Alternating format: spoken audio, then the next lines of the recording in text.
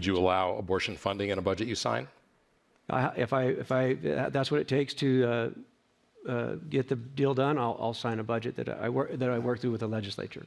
I'm a third of the budget.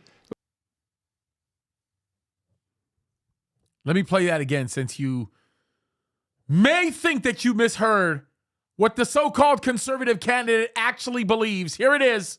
Would you allow abortion funding in a budget you sign? If that's what it takes to get the deal done, I'll sign a budget that I work through with the legislature.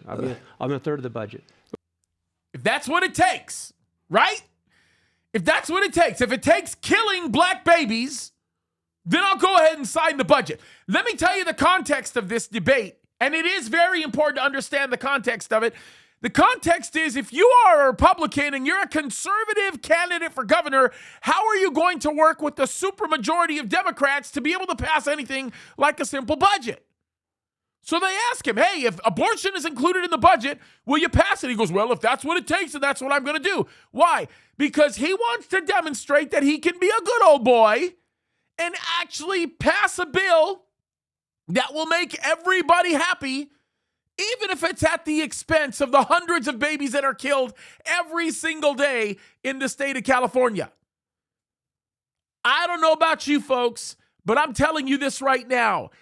I am not going to put that blood on my hands. And before anybody tells me, well, not voting for him is like voting for Gavin Newsom, look at me and listen. It is not. I'm sorry.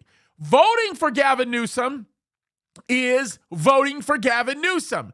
Not voting for this guy means I have chosen to write in somebody else's name because the God of heaven is watching over me. And I want to simply say this, it's very important.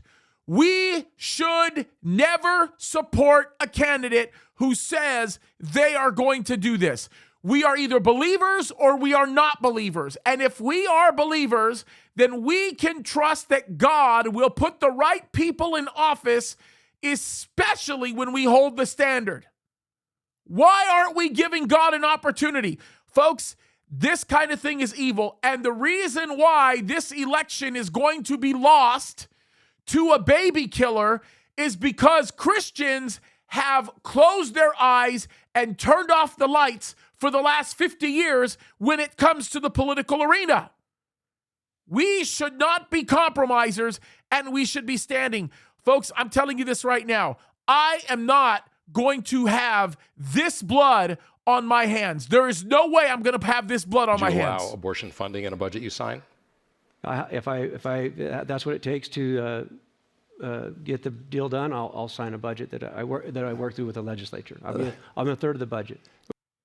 That right there, folks, is never worth it.